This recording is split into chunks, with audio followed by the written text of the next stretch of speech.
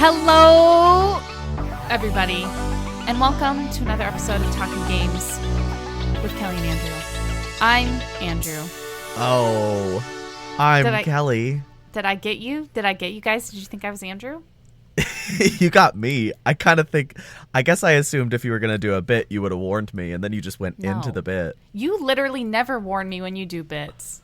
Like, what did you think was going to happen? I guess. I just wasn't ready.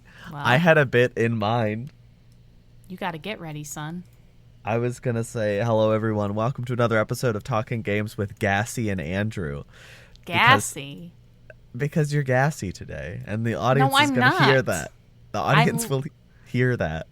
Oh. At some point, Kellie will have gas. No. That's not even true anymore. What do you mean anymore? I'm not gassy. Anymore? Now give me some ice cream and a big cheeseburger and we might have a different conversation. I think we're good. I think maybe we can not do that. I think that's okay. Before we started, for like the 10 minutes we were chatting, there was just this grinding sound from Kellie's roof, and it sounded like toots. You kind of make it sound like the sound was unnatural, like it wasn't supposed to be there. Like there was this terrible grinding noise. Like your car, and you like turn it on, it makes a noise it's not supposed to, but like you turn your house on and it makes the wrong sound. Yeah. And then you nervously take your car to the shop and you're like, I can't, it's not making the sound now. My house isn't making the sound anymore. That's me in my big fucked up house. Oh no. Oh, I totally forgot we were recording. It's staying in. No way.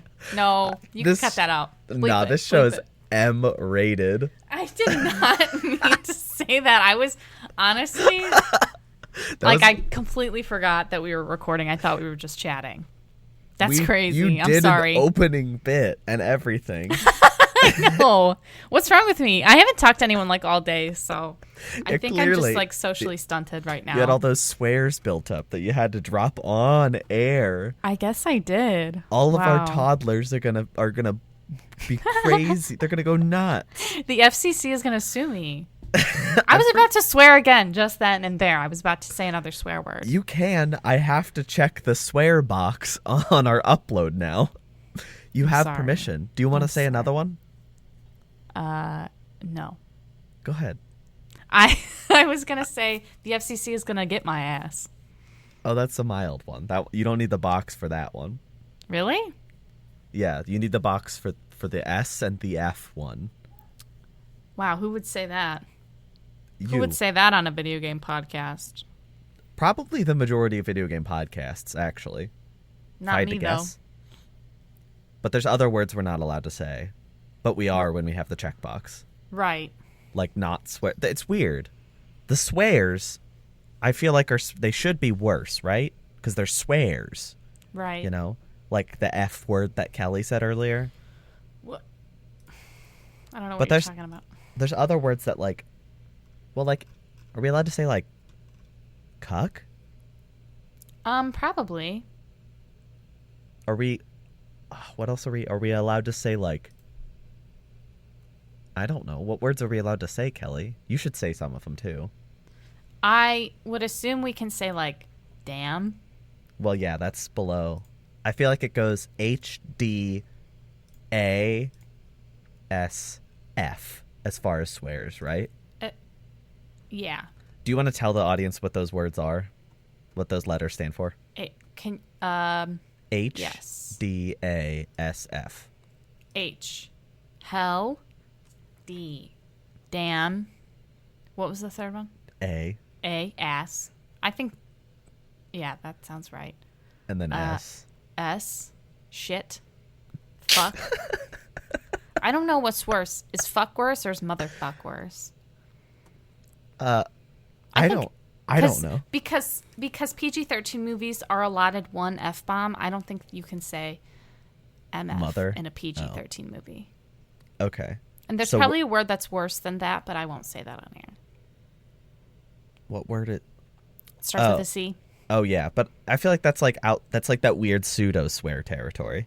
Yeah, because it's kind of like it's not really a swear if you're at like a ballroom. You know what I mean? Like, Oh, if it's like British. no. I mean, like it's used very frequently in drag culture. Oh, when you said ballroom, I imagined ballroom. like, okay. Right. And Australian people say it very frequently, sometimes with constantly. affection. Oh, yeah. I mean, it's kind of, I missed the B word. That's like, Oh, bitch. yes, that's above. Oh, bitch. Right. That's above A, but below S, right? Would you say? Yeah, I would say so, yeah. Who ranked them, and why do we all know the rankings? Because some words, okay, here's how I think of it, okay? Okay. Some words have dual meaning, like hell, damn, piss is kind of a bad word, but it's not if really. I can say it, I feel like it's not a real swear, because I don't swear, but I'll say hell if I'm talking about the place. Right. But if I'm saying what the heck, well, think about it switches. Ass is a donkey, bitch is a dog. So these are words that aren't always swear words, but like shit and fuck are always swear words. You know what I mean? There's never a situation where they're like, this is my cat. Her name's shit. You know? Like, it's not just like a word that you can use in different situations. I am sure somebody has done exactly what you just described. Yeah, you're probably right. Do you feel like we should do the podcast? This is the best opening we've ever had. I feel like I don't want to be judged for the words that I'm saying. You've said a lot of words. I've said less. I've said more questionable things without swearing on this podcast. So. Yeah, what was the one thing? I said cuck on here by accident once. And it wasn't even like calling somebody a cuck. I like just said it. Yeah. I said like Mario cuck or something instead of Mario Kart. Right. Wow. Sorry to bore you. That's all right. Kelly's gassy and yawny. That's true. Has Andrew even looked at my screen in the past 5 minutes? Yeah, I've been watching. Kelly this whole time while swearing has been that cat filter. Sorry. It's really hard to resist. Once I see it, it's like... It's there. This is who I am for the next, hour and a half. Well, let's effing go. Whoa. Can you say it? Because I can't say it. Let's fucking go! I meant in the Mario voice. Oh. No. I'm not Chris Pratt. Oh. I'm not Chris Pratt. Well, you're also not Charles Martinet, and nobody is Charles Martinet. But Charles Martinet, voice of Mario, Charles Martinet, is a done. He is no longer going to be Mario moving forward. This includes in the games that are upcoming, so in like Mario Wonder and the new WarioWare, Mr. Martinet will not be reprising that role, and he is now pivoting to be the ambassador of Mario. Don't know what that means. Probably just means he'll be at conventions, and he'll probably like make appearances on Nintendo things. He's supposed to release a video with Miyamoto soon. I don't know what they'll do. They'll probably just hang out, and Miyamoto will be like, "Hi, Charles, son. Wahoo!" And he'll go like, "It's me, Wario, oh, Luigi." Oh, my Luigi was bad. Yeah, it wasn't great, but I wasn't going to say it, so I'm glad you did. So anyway, I think this also probably just means that he can still make money off of Mario stuff and like do Mario stuff, but not have to voice Mario in the games. yeah. I mean, Like you were saying. I wonder how long the sessions are for each game, because like, he don't say a lot. Right. Right. It's Like probably he has like a lot of 2 grunts, hour, but it's yeah, probably like a 2-hour endeavor for, once every how many years, probably once a year if you include like spin-offs. I bet they bring them in just annually, and they're like, okay, we're doing a recording for like Mario Tennis and Mario Party, Anyway, I'll miss him. Kelly will miss him. My cat will miss him. My cat will miss him as well. Your cat is okay. Well, I didn't know we both had Charles fanned cats. Yeah. My cat's in the room right now. She's adding extra padding so the sound is good, right? Yeah, mine's here too, and I hope, like last week, he knows when the podcast is about to be over and wakes up and meows into the microphone again. Hey, are you going to buy him the PS Portal? Yeah, for $200. He asked for it for Christmas, so. Wow, classic Ven. He loves cloud gaming on a portable device, but he needs to be hooked up to Wi-Fi. Did you know that? Yeah, portable within your home. Right. Some people call it the $200. Wii U gamepad. The Wii U gamepad is what it is. Right. But less functional. Right. And also, if you wanted to get him some earbuds for it that are also $200, he would probably need those because he's a cat. How much are AirPods? Earbuds? AirPods are like $150. Why are PlayStations more expensive? Because it's Sony. I don't know. Something funky's going on over there. Why are they the same price as the system? Something funky's cooking over there. I don't know what's going on at Sony, but things just have not been good. I am not a fan of that. I mean, okay. If it was $200 and you could like somehow locally download games, holy crap, that's cool. Right. But I don't know how that would work because then you'd have to cram a whole PlayStation 5 in there. So yeah, I guess then it would be probably $750. Yeah, it just doesn't really make a whole lot of sense as a platform. No, I don't get it. I guess I don't think this is going to succeed. And if it fails, they released PSVR 2 and the PS Portal this year. If both of them flop, come on, Jim. And Mr. they will Ryan. be flopping. They will be flopping. Yeah. I mean, they'll still be super rich because a new Call of Duty will come out, but they'll be flopping nonetheless. The floppery will be at an all-time high. Lots of floppering, just like Baldur's Gate would have done, because it wasn't coming out on Xbox. I'm not saying it would have flopped if it didn't hit Xbox. I'm saying the reason it wasn't coming to Xbox was because local multiplayer could not run on the Xbox Series S. And Xbox has a strict policy that there must be the same features on whatever... If you release a game on Series X, it must have all of the same features on Series S. So Larian was like, well, we can't do Baldur's Gate 3 on Xbox then, because we can't make that work. It's going to take we don't know how long. Well, Larian has broken new ground. They made an agreement with Xbox, with Mr. Spencer, Phil himself. They said that they had a meeting with him, not just Xbox. And it's coming to Xbox later this year without local multiplayer on Series S. Obviously, this is cool for Baldur's Gate people who want to play it on Xbox. I think it's bigger for the video game industry as a whole because this generation was kind of being held back by the Series S's limitations because, you know, that fact that you had to make the features work on both means that developers who wanted their games on everything had less capability on this generation. Now that they don't have to worry about that, maybe some really cool advancements can happen, you know, on games that aren't just PlayStation 5 exclusive. Yeah. Good for Larian, good for video games. Yeah. I would agree. I'm excited for, like you were saying, the people who wanted to play this game who probably were not going to be able to otherwise. I think this is a great game, as we know. I won't talk about it anymore because I've talked about it a lot. And I think that it's sort of an experience to be done firsthand. So it's good that people will be able to, like, instead of just watching it or reading about it, it's good that people will be able to actually play it who otherwise wouldn't be able to. So an experience. Yeah, a bit of an experience.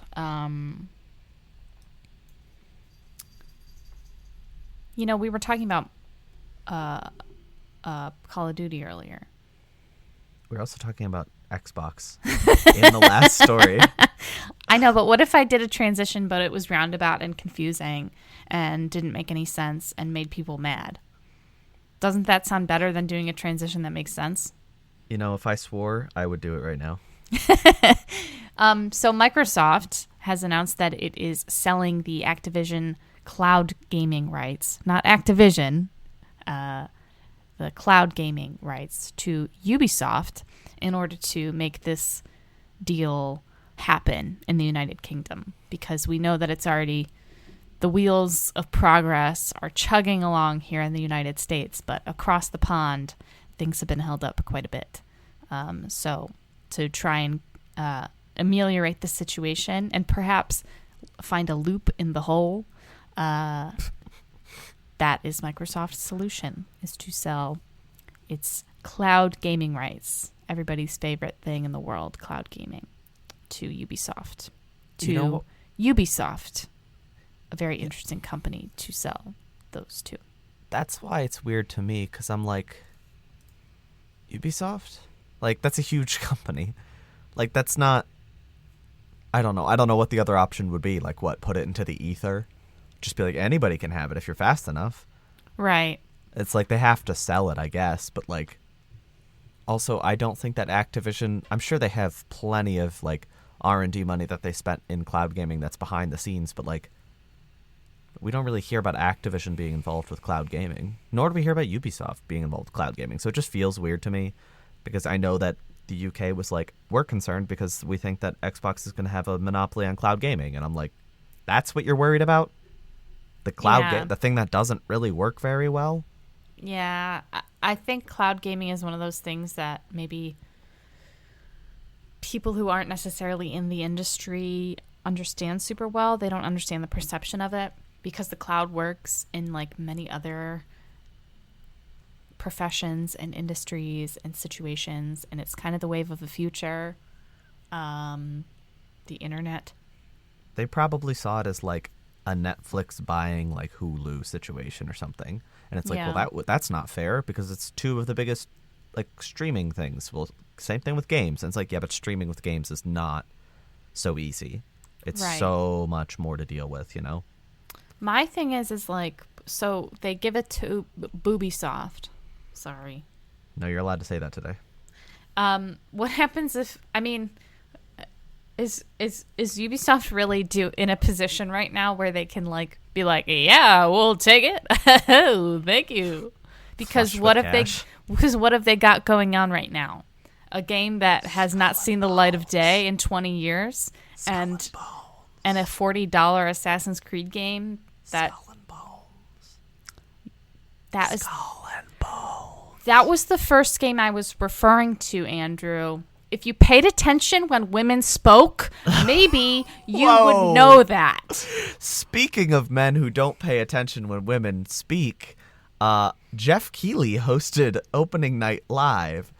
It had more women, so... Right. Well, Me. That was the whole narrative of what was his last thing? Summer Games Fest, is that there were no women. There were a couple at Opening Night Live. One of the people involved, who was not a woman, was a man with a beard and hair. Not Jeff Keighley, though. A man who, I don't know the name of, I don't want to know his name, rushed the stage while Jeff was talking about Starfield and how he was playing it and was excited. And some man runs on stage, I recommend watching the video, and starts yelling at him into the microphone that Bill Clinton wants to play GTA 6. One, that's so unoriginal. Come on. Why bring up Bill Clinton again? Two, it was very uncomfortable because security was very slow and Jeff was kind of just walking in circles while this guy walked with him for like 20, 30 seconds. And then Jeff just said disappointing a lot. Yeah. And I think he's very lucky. It cannot be overstated how stupid and unfunny this shit is. I'm sorry. It's so not funny. And it's like, you think that you're having this like big moment where you're like, I'm going to go up on stage and it's going to be so funny because that's what happened at the Game Awards, or that's what happened at Summer Games Fest. And now I'm going to do that too, and they're going to love it. Everybody's going to love me, and they're going to laugh, and they're going to remember me forever. And it's like, when in reality, you get up on stage, you say something that's not funny, you look like a jackass, and then you're like, Bill Clinton? And not only are you shamed by Jeff Keighley, which, like, that would be enough for me. Lock me up and throw away the key. But you're also shamed on the internet forever? Yeah. Like, it's so humiliating. I think these people have some sort of humiliation thing. Like, they like to be humiliated. It gives them gratification in ways that I will not get into on this M-rated podcast today. You're allowed to say the word kink because it's M-rated. I laughed after it was over. But this is twice this has happened in a year. Why is security not ramped up immensely? Like, this guy could have hit Jeff Keighley in the face. This man could have tried to assault or kill Jeff Keighley on stage live. The guy who was on stage at the Game Awards could have killed Hidetaka Miyazaki if he really wanted to. Why is there not incredible security at these things, especially after it happened once? I'm sure because Todd Howard came on stage right after this, he was probably, like, weary. Like, do I still want to go out on stage? And I wouldn't be surprised if a lot fewer directors and producers were willing to be on stage because there was a legitimate risk to their safety, you know? Yeah. I'm of a mind that I'm sure these events have, like, metal detectors and stuff because we live in America. But you're right. There is still the opportunity for all sorts of scary trauma that could happen and violence. If you punch a person in the face hard enough, they might die. Like, that's true. Obviously, that happened to me, actually. That's what happened to you? Yeah, I got punched in the face. Somebody used their cyber arms. And they punched me in the face, and then I died. That's really sad. Did you know? Do you see what I'm doing here, Andrew? Because our next news story, believe it or not, is about Cyberpunk Phantom Liberty, which is coming out in like a month, a little bit less. But fear not, people who don't want to buy DLC or the expansion pack, because you will still get the big 2.0 update that CD Projekt Red has detailed for Cyberpunk. So they've added a ton of new features. Perks have been revamped. A lot of AI stuff has been revamped, like the police AI, which I'm going to keep it real with you guys. I didn't really care about that stuff originally anyway. It's not really like you're playing GTA. You're playing like a role-playing game with a story. Yeah. But that's neither here nor there. So yeah, this is coming when I actually think the 2.0 update is coming out earlier than Phantom Liberty, and then Phantom Liberty is coming out on the 23rd? I thought it was the 29th, but you might be right. I don't remember. I know it was the they both come out on the 26th. It was right in the middle of when we said. They're both, okay. But they're not doing it early. They're doing it the same day. Oh, okay. For some reason, I was under the impression they were doing it early. That would be a good marketing idea. Yeah. There's going to be, like, new story content, like a new place that you can go, new gigs and stuff. They're saying there's, like, dynamic events, like Radiant, like in Skyrim, how you could just do quests forever, but they were, like, dumb. Yeah. This does not, like, that's not a draw for me. That's kind of like, okay, I'd rather have, like, good story content that makes sense in the context of the story, and it's not just me, like, running around Night City, like, delivering mail to people. But I know that's a draw for some people, is when they buy a game for $60 or $70 and then they spend, like, I don't know, $30 more on it. They want to be able to play the game for a long time. So if but those people are wrong. They are wrong. They're stupid. No, you're right. If it's an RPG especially, there should be a lot of heavily written and curated content. Infinite content is not important. Yeah. Though I am shocked that people are still very critical of this title.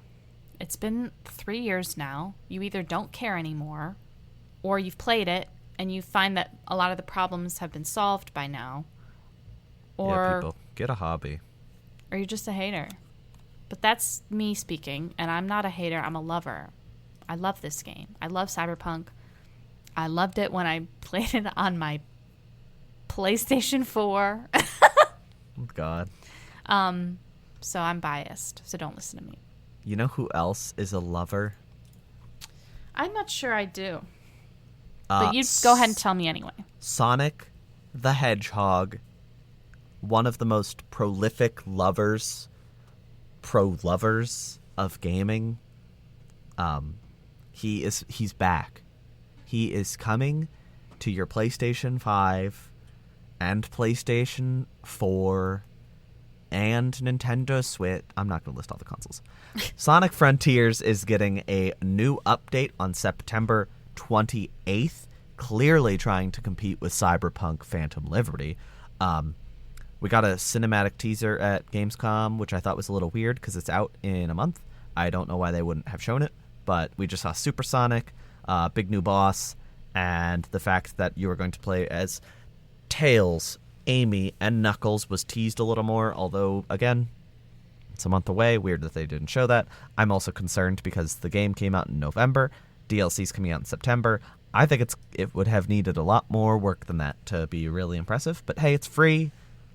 Free. So if you paid for the game already, you're done. You got it. And if you want more Sonic content, during a new trailer for Sonic Superstars, we got a confirmation of an October 17th release day. I still don't think that this game looks great. I think it looks better than it did, but still kind of not that good. Yeah. Maybe. Do you disagree? No, I think you are correct. It looks a little bit busy on the eyes. And it just kind of looks cheap to me. Like, especially they showed like this weird multiplayer mode, and it was like four player split screen, and the backgrounds look bad in that. Yeah. I'm seeing exactly what you're looking at right now. Yeah, they look like weirdly blurry and pre-rendered. It's just not a good look. They look like Garfield Racing backgrounds. Furious Racing. Perhaps the greatest game ever made. Why'd you laugh so much? Because I was thinking of playing it, and I was laughing. Yeah. It still makes me mad that it's not called Furious Racing. Yeah. I honestly... You kind of gaslit me into believing that it was called that. It's not gaslighting if I tell you the truth 3 seconds later. Hey. You've got a big decision to make. I got a what? You've got a big decision to make. It's almost like you're playing a supermassive game. You know, the company that makes those games that are scary and also you make a lot of decisions in them. Yeah. Well, you will never believe what game they're making next.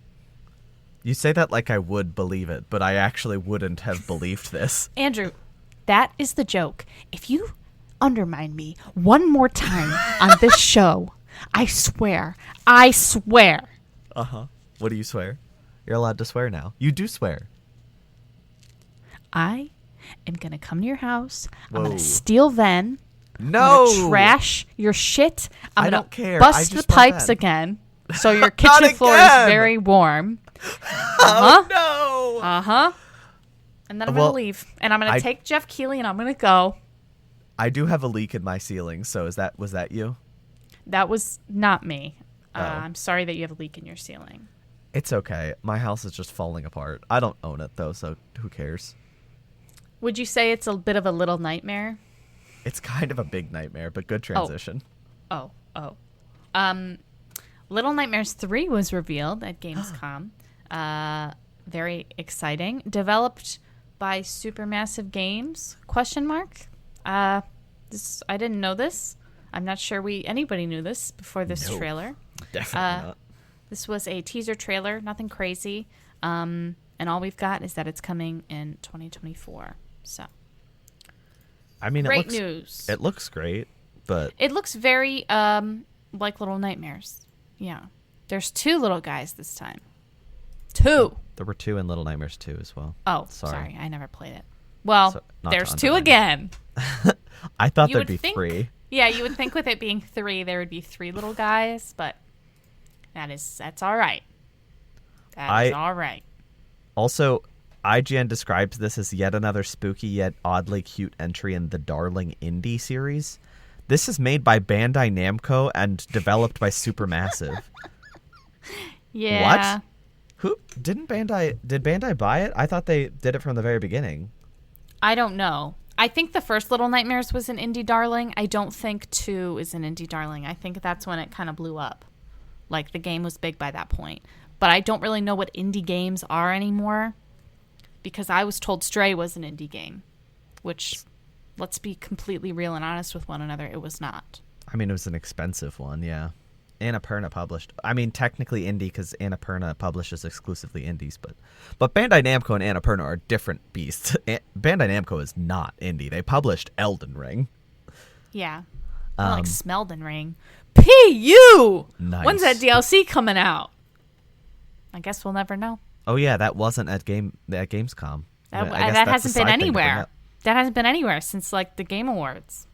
That's weird. No, it was just a tweet, remember? Literally just that picture. Yeah, it was like February, right? I think so, but that's crazy. It's supposed to be this year, but I don't know about that one. Maybe we'll see something at the Game Awards. That's like my ultimate cope at the end. But everything. Maybe if it's the Game Awards. Maybe everything will happen at the Game Awards. Like maybe we'll see Dragon Age at the Game Awards. Okay. That's big cope. Yeah, that's a big cope. Just so you know, Tarsier made the first 2 games, and they are an independent developer that was just hired by Bandai. So it's still not super an indie, but now it is not at all an indie because they're not in charge of the series anymore, which must suck for them. Yeah, that's like unfortunate. To make 2 quote-unquote indie darlings, but then your publisher's like, we own this, we're going to give it to a bigger studio. Yeah. So. But hey, at least I got paid. Yeah. It's quite... getting paid is kind of like a myth. If you... Is it a myth? You just what? Why are you laughing? You just repeated what I said because in a weird way. I cannot help you here. I don't know what to say. Black Myth Wukong Monkey Game got an extended gameplay preview. I still don't 110% believe this game's real because it looks incredible, but I'm like, there's no release window still. Is it coming out? Surely this is a money laundering scheme that we're watching unfold in front of us. Yeah, I don't know. It looks great. If it does come out, I'm excited. This gameplay looks pretty real.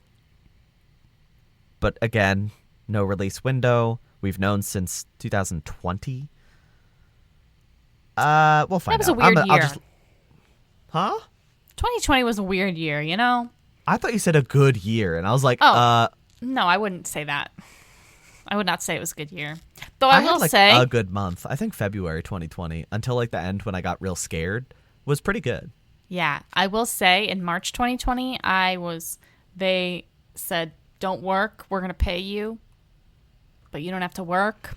So I stayed home from like March to May, and I got paid, and I just played video games all day, and it was kind of nice. But I also gained like 20 pounds. But that was okay. Who cares? Yeah. It was COVID. We all gained weight. And then I woke up. Sorry. Wake up, sheeple. COVID was a hoax. Oh my God. It was a hoax by game publishers to get Kelly to play more. I was Alan awoken. Just like Alan Wake, who woke up for a second game. We got a new gameplay trailer at Gamescom. You know, that was kind of expected, I guess, because this game's coming out in October. There was some like live action stuff. I don't know. It was a little bit weird. It's starting to get a little bit weird, you guys. I'm just gonna say that. I thought it was kind of cool because that is like Alan Wake is a writer, and he's a famous writer. He's a novelist, so it's like, okay, like I kind of get what you're going for here, but like the FMV style was just like, I don't know. It's kind of like campy and kitschy, but I feel like they were taking it a little bit too seriously. You know? Yeah, I mean, it's not like Night Trap, where it's like the FMV style is supposed to be that way for the camp of it all. I'm curious to see if they pull it off. Because, like, I know Quantum Break people kind of like. but that's kind of just like video game section, 23-minute episode of television, video game section, 23-minute. Like, that's literally how it's laid out. But this is supposed to more organically blend them together. So I'm curious to see. Go ahead.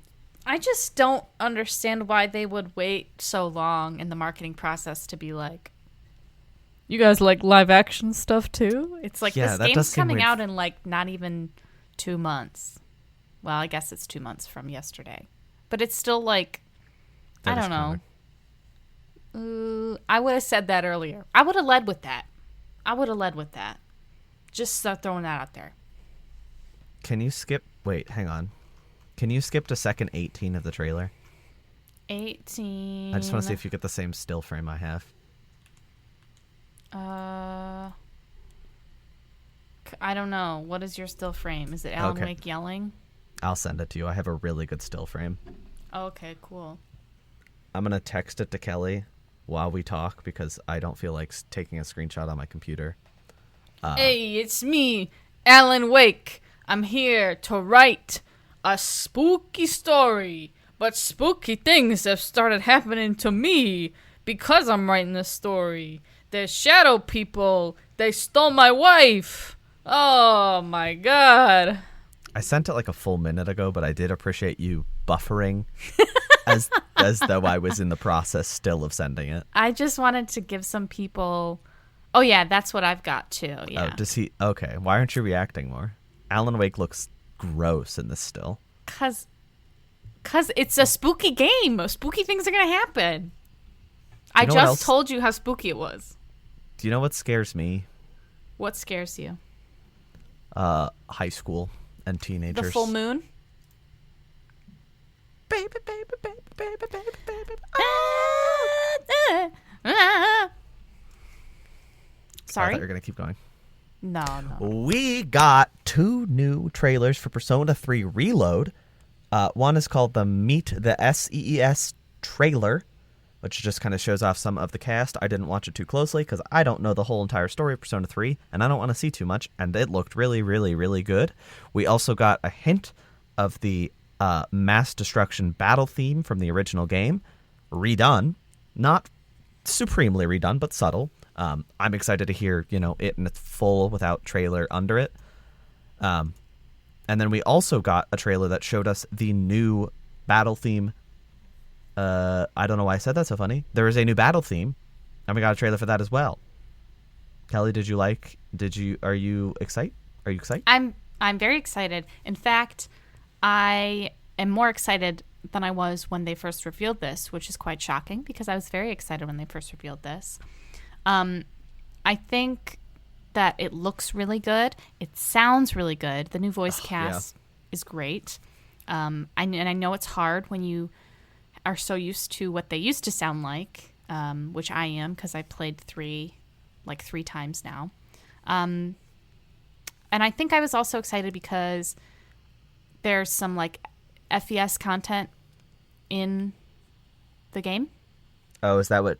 I don't know what FES content is. Did they tease that it's kind of blended in more organically? Yeah, so there's a few different things, and there's different things in Portable.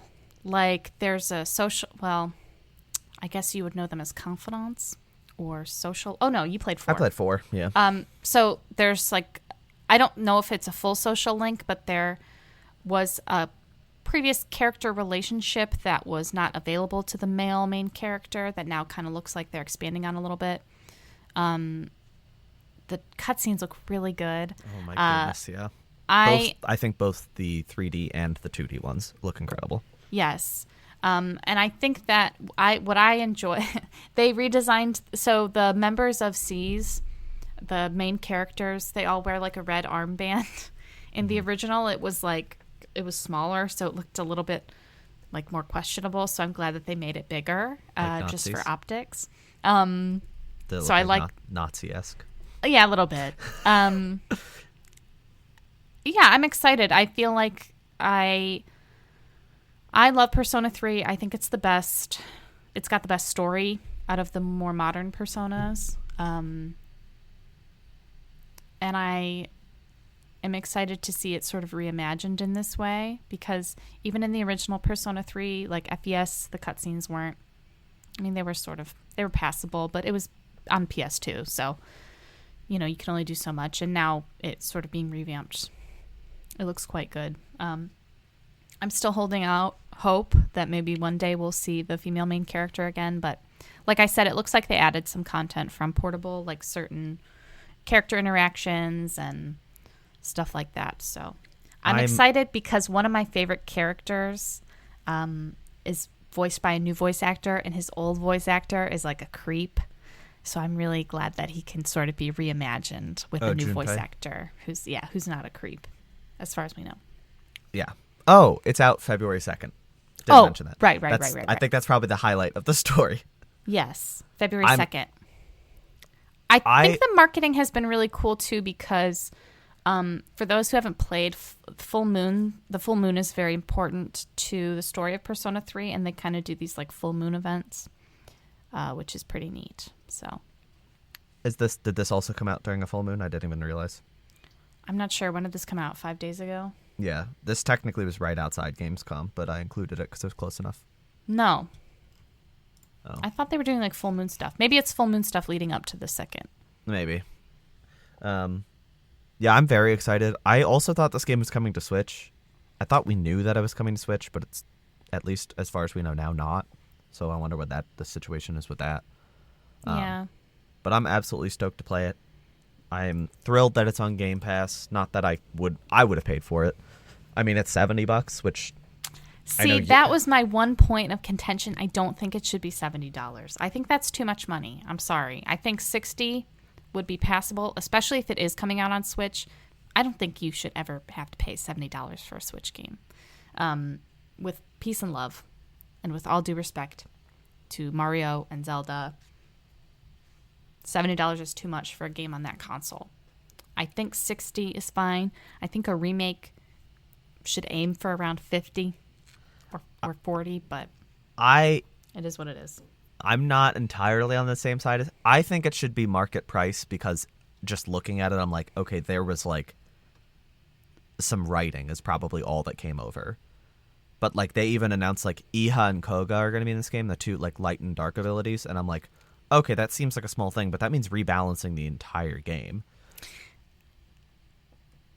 So, and 70 might be a bit much. Maybe I think 60 probably would be the best, but I know where they're coming from. I don't think that they're completely like insane doing 70. Like if they charge 70 for like the Persona 3 portable port, that would have been insane. But they did not. They charged $20 for that, so they knew like what they had on. Which their is hands, also insane. You think that port should have been $15? Not even. It was not that good. Oh, because they didn't do it. There was a lot of AI upscaling, and they didn't really change that much. They said that they like got rid of a lot of the crackle in the audio, but there's still a ton of crackle. So, well, but imagine this, because they were waiting for this. That's kind of what I'm thinking. Imagine this: you pay $70 for this game. You're a big fan of Persona 3. You love Persona 3 Portable, and you love the female main character and all the content that comes with her. In a couple months, they tell you have to pay $20 more for the FemC version of the game. Imagine how badly that will feel, except not for me, because I'm also playing on Game Pass. But also, it's not going to be $20 DLC. It's going to be a new $70 release 2 years later. Yeah. We know their game. We love you. We love you so much. We're going to make you spend $140 on the same game, but a little bit different. What do you think? What do you think about that? I hope it doesn't happen that way, just because like Persona 5, it's like, well, it's its own game. They can add a ton of stuff, but like this is a remake. They can't make a new version that adds a ton, right? Unless they do. Who knows? I think it already looks like they've added quite a bit. I'm not going to lie to you. But like I said, that might just be recycled content from like FES and Portable. But I love to the way credit remade. So I saw my favorite character in the trailer. I got so excited. Wow! But I'm also like, real. Yeah. But I'm also like, oh, we're gonna see everything that happens in this game in HD, high quality animated content. There's a lot. Well, especially because you played only Portable, right? which has even less animated stuff than the PS2 version. Nothing is animated in Portable except for the Tartarus exploration, which is not exciting. It is not exciting at all. It is probably the weakest part of 3 is the gameplay loop. But maybe not even the gameplay loop, the combat loop. I don't know how to describe it. I will just say it, that will be improved. Like, the Persona team knows how to make a turn-based RPG, especially now. Like, that will be just as satisfying as 5, I'm certain. Yes. I'm hopeful that because each section of Tartarus is a block that you have to get through, I'm hopeful that they've improved the design so that it looks different, it feels different, and it's not so random. Like 70 floors of nothing. Yeah. I'm not looking into it too much because I kind of want to be surprised, but like I only watched that trailer once, even though I listened to it like 4 times because the music was so good. Yeah. But I only watched it once because I'm trying to kind of go in blind. I know like more end game details than I wish I knew, but yeah, I want them to bring my darling daughter back to me. I don't think that's going to happen. She's in the dancing game. Kelly, oh my what God. else could you want? She's also in Persona Q. Oh. For the Nintendo DS. Persona 3DS. Q or Persona Q2? Q2. Okay.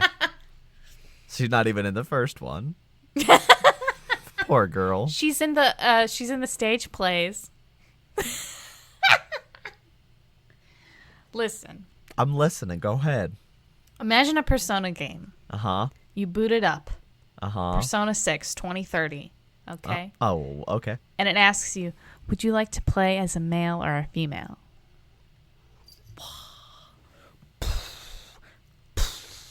Mind-blowing. Women?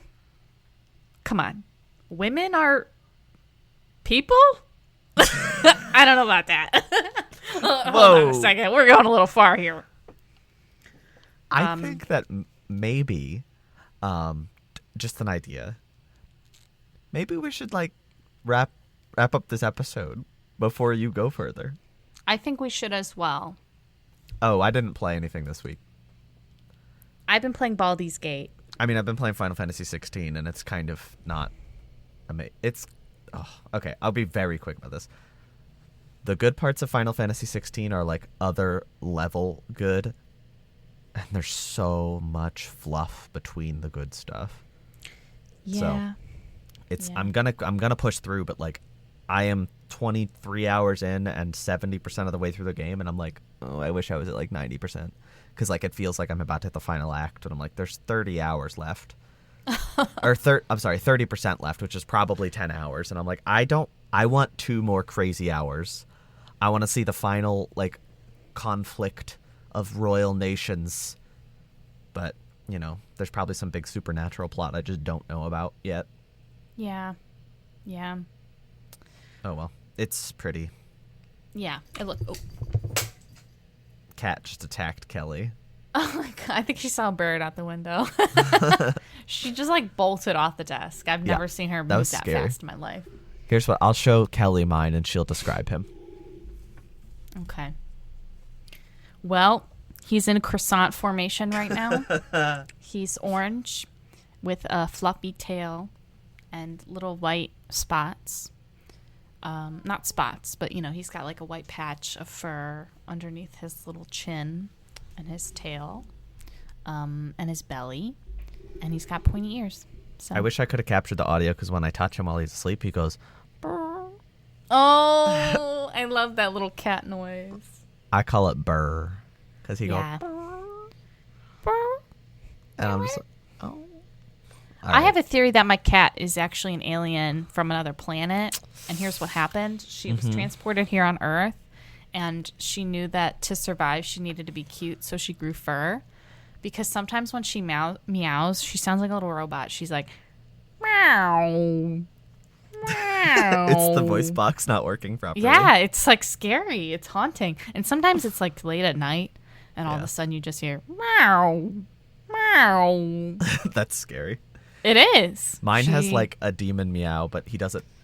I haven't heard it in a very long time. The only time I hear it now is when I put him in his carrier, but it's kind of like, and cats are so funny. If I heard that while I was asleep, well, I'm a father, so I would jolt out of bed and sprint to his location. Yeah. The only time that happened while I was asleep, he locked himself in the bathroom, and he was panicking. Aww. And he cut his little nose trying to get out. Oh my god. Okay, we have to end the episode now because now I'm feeling sad. Yeah, do you want to give like a quick old swear to wrap us up since you're allowed to say that? Thank you so fucking much for listening this week. Sorry, that sounded a little bit sarcastic. It's but okay. I mean it. Thank you so much for listening this week. I hope you have an awesome week. I hope your Tuesday, Wednesday, Thursday, Friday, Saturday, Sunday are killer. Knock it out of the park. Forget about it. But fuck Monday. I hope it's the worst day of the week. Whoa. For you personally. Just Me kidding. or them? Sorry. Or both? Hurt people.